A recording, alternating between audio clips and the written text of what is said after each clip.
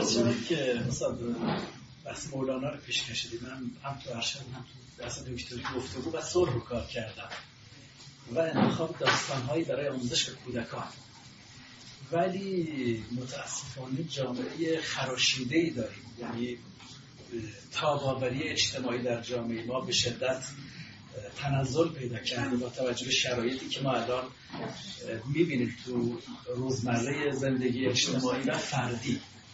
حالا می‌خواستم شخصا ببینم که اون دغدغه تقلیل مرارتی که مطرح کردید سالها قبل در کنار تقریر حقیقت و اون کور بحثی که بنیان روشنفکری حالا یا نواندیشی مطرح شد که رسالت نواندیشی رو این مطرح کردید، الان با توجه به این خراشیدگی روح انسان ایرانی در گردونه‌ای که الان در زندگی خودش رو طی می‌کنه، این تقلیل مرارت رو از چه منظری در واقع بهش نگاه می‌کنید؟ اگر به عنوان یک فردی که بخواد به شما مراجعه کنه، از منظر روان درمانگری، از منظر این که به هر حال انسان امروز ایرانی اون انسان گوشت و خون و پوست داری که دغدغه شما هست، نمیدونم دوستان اذعان کنن یا نه، خیلی حال مساعدی الان نداره.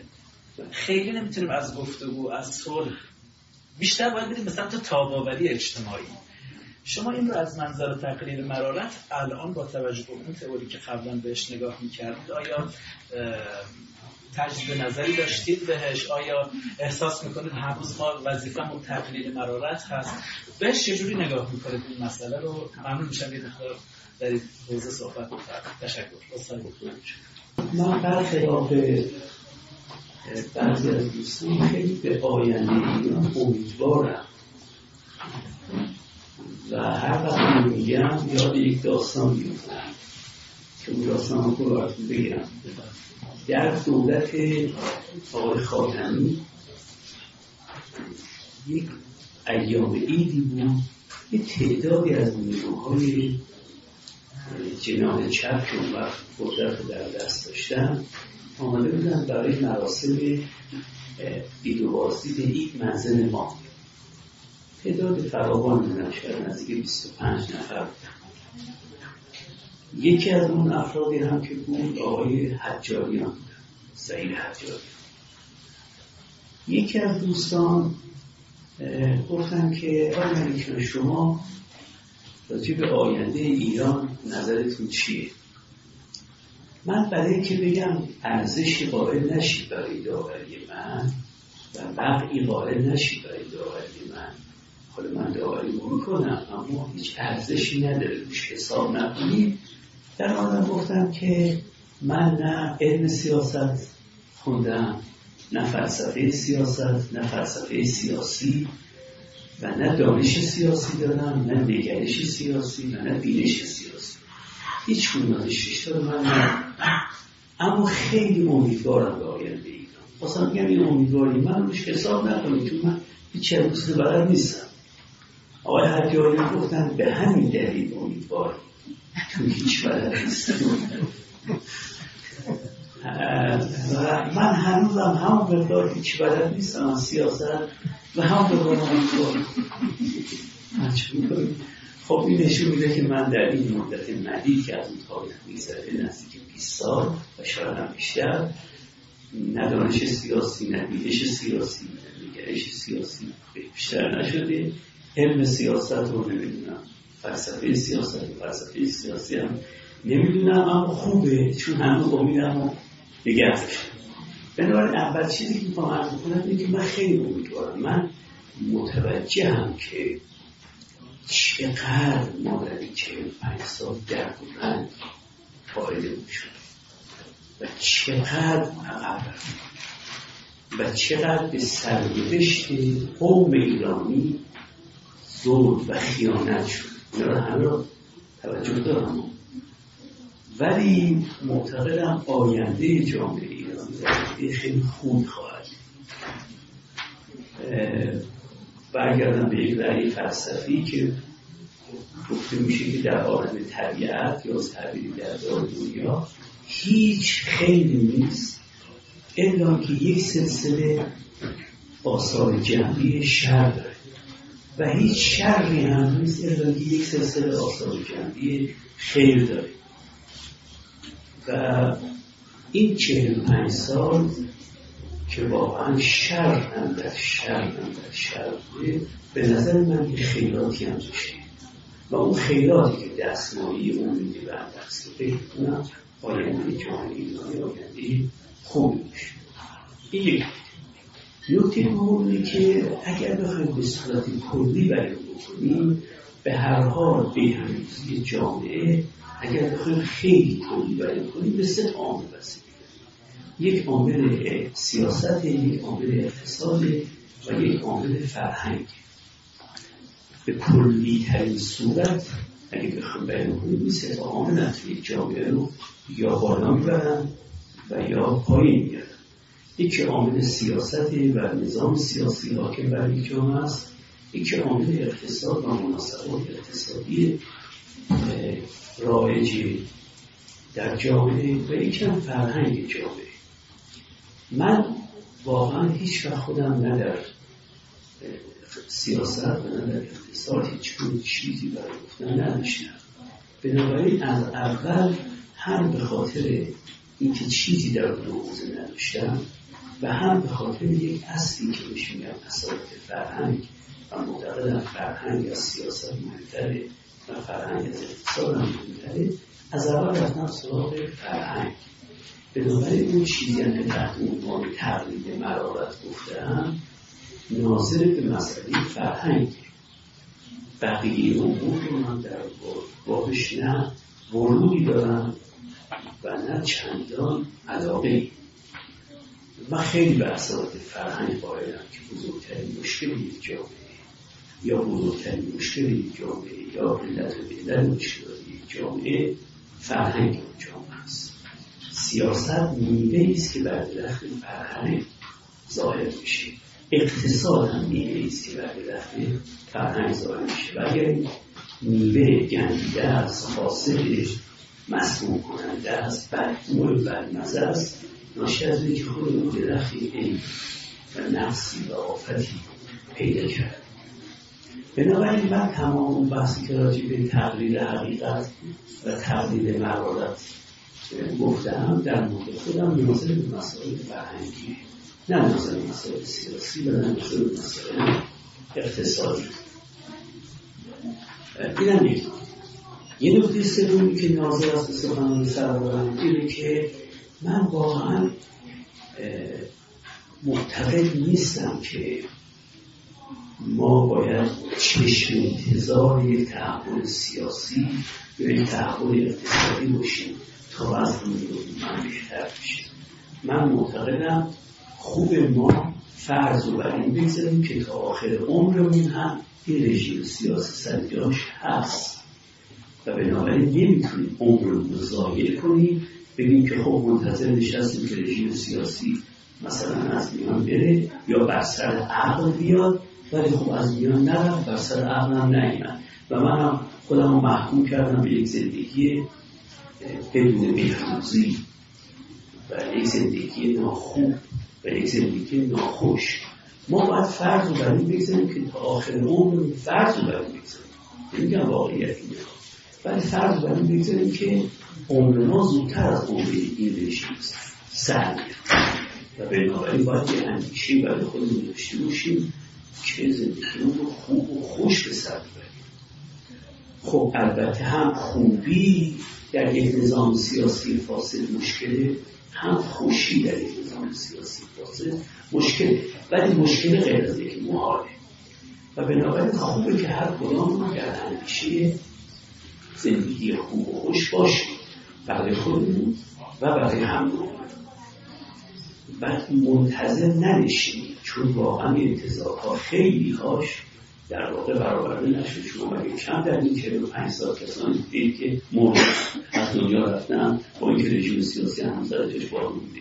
خب اینا نباید زندگی خودشون به بدی یا ناخوشی میگذروندن به اعتبار اینکه تا این هم نرن که ما نمیتونیم زندگی رو خوب بکنیم یا زندگی رو خوش بکنیم.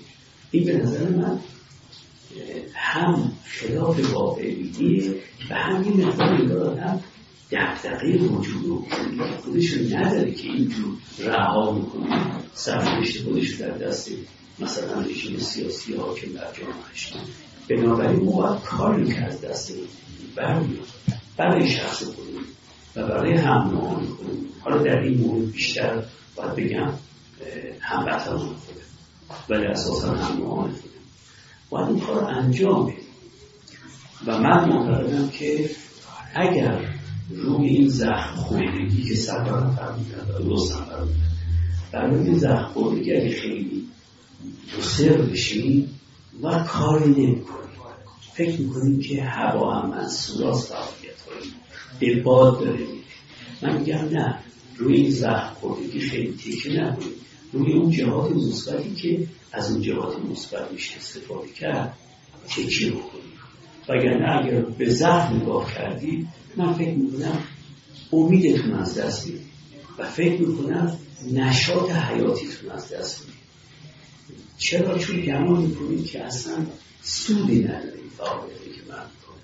ما برای که این امید از دست نده و اون نشاط حیاتی از دست نده ما باید روی زخم خوردگی ها خیلی تکیه نکنیم، روی نکاتی تکیه بکنیم که میشه از اون راه ها یک کمی رفته کرد در دل فرهنگ جامعه و دل فرهنگ جامعه زندگی خوبتر لااقل و خوشتر لااقل بیرون کشید.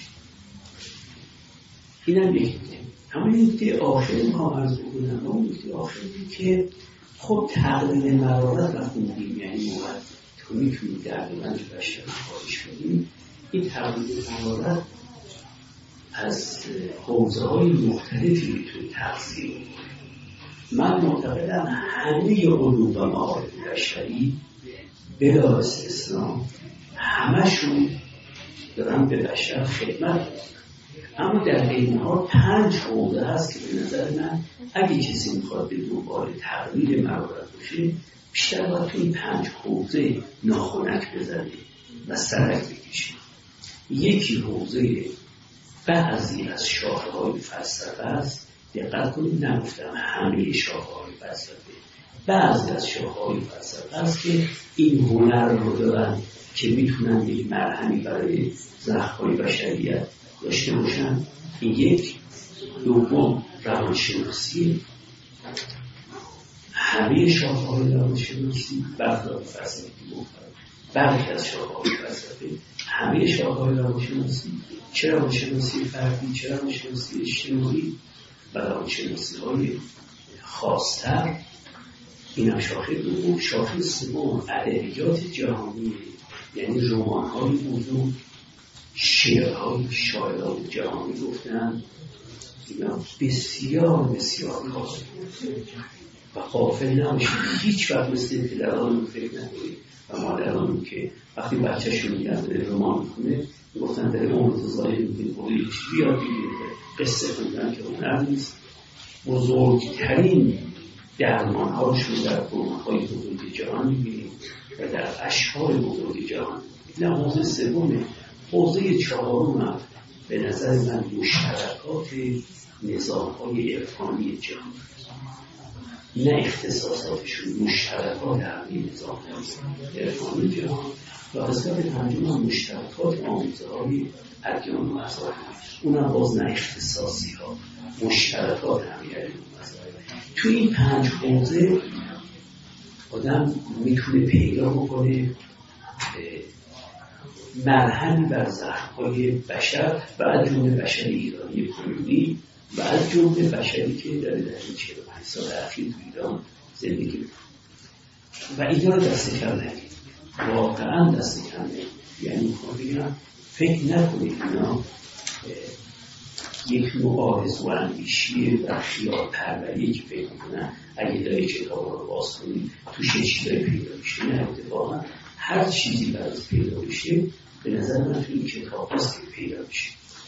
بنابراین خودم میخوام بگم اگه کسی هنوزم به آرمان تقلیل مرارت پایبندی داره باید تا میتونه به صورت جدی نه برای مدرک گرفتن لیسانسی شدن، فوق لیسانسی شدن، دکتر شدن، نه واقعا به صورت جدی بگه من وظیفه اخلاقی خودم می‌بینم، اول برای زندگی خوب و خوش خودم و بعد برای زندگی خوب و خوش دیگران وظیفه اخلاقی خودم می‌بینم که تو این 5 حوزه مطالعه کنم. حالا ممکنه شما در این 5 حوزه به فلسفه علاقه‌مند باشید، شما فلسفه کار کنید، من ممکنه مثلا به روانشناسی علاقه‌مند باشم، به روانشناسی، ولی این 5 حوزه ازش غافل نباشید. اگر آینده‌ای داشته باشه بشر به نظر من از این 5 حوزه میاد. با اینکه خودتون می‌دونید من هیچ تعصبی نسبت به هیچ دین مذهبی ندارم، نسبت به هیچ نظام عرفانی ندارم، ولی میفهمم. این مثل این بوده که بگم من اصلا تعصبی نسبت به نانوای محلمون ندارم که بگم نوناش حتما برشته است و حتما خمیر نیست، اما بالاخره نون باید از کی خرید؟ نون باید خرید. نمیشه بگم چون نوناش عرض کنم که سوخته است و نمیدونم من میرم از مکانیک اتومبیل نون میخرم، بالاخره نون باید از نون بخرید. این زخم‌ها رو باید از این 5 طریق به نظر من درک کرد. حالا ممکنه شما به یکی از این 5 طریق علاقه‌مند بشید، تشریک مسائل میکنن همه آدمی‌ها. یک کسی در فلسفه کار میکنه، یکی در روانشناسی، یکی در ادبیات، یکی در عرفان و یکی در دین. این 5 حوزه واقعاً برای زخم خوردگی‌هایی، در دیگه علوم نه، برای زخم خوردگی‌ها نیستن، اونا برای تمشیت زندگی هستن. اقتصاد کار خودش رو میکنه و خودتون می‌بینید که جامعه شناسی کار خودش رو میکنه و سیاست کار خودش رو میکنه. داستان دیگه اگه میخوایم زخم خوردگی‌ها رو ارتیاب بدیم، این فکر میکنم برای 5 حوزه است. اما یه چیزی هم پرسیدن انگار در باب این که خب حالا خود منم آیا رأیم عوض شده، یعنی مثلا این تقلیل مرارت و تقلیل حقیقت که 22 سال پیش گفتم آیا الان رأیم عوض شده؟ نه، رأیم عوض نشده، ولی این هست که میبینم واقعا در این 22 سال از اون زمانی که من گفتم الان خیلی بیشتر، نه به خاطر حرفای من، نه خیلی بیشتر جامعه متوجه نکات شده. نمیگم این عنوان من نیست، وقتی فشارهای زندگی زیاد شد بیشتر مردم معطوف شدن به این که برن همین کار بکنن، بیشتر برن به دنبال تقلیل مرارت. و الان شما اگر بخواید در این زمینه کتاب بخونید نسبت به سال 82 نسبت به سال 80 بدون مبالغه میگم 30 برابر بیشتر کتاب دارید برای اینکه در این حوزه ها بخونید. خب این حوزه ها اول فایدهش به خود من و شما برمیگرده و دومین فایدهش هم از طریق من و شما برمیگرده به جامعه اونایی که بالاخره زیر نفوذ کلام ما هستن یا زیر نفوذ شخصیت و منش ما و یا زندگی ما و زندگیشون به هر حال اثر میذاره، اینا تحت تاثیر قرار میگیرن و حالشون بهتر میشه. من فکر میکنم که انگار به یک نوع نمیگم جبر زمانی، یک نوع اقتضاء زمانی کم کم ما رو داره به این سمت رو میکشونه. البته این فرآیند نیست در سطح جهان هم صادقه، ولی در سطح کشور ما نسبت مضاعفی هست، به خاطر که فشاری که مردم ما میبینن قابل قیاس با فشاری که مثلا در کشورهای آمریکای شمالی یا در آمریکای غربی مردم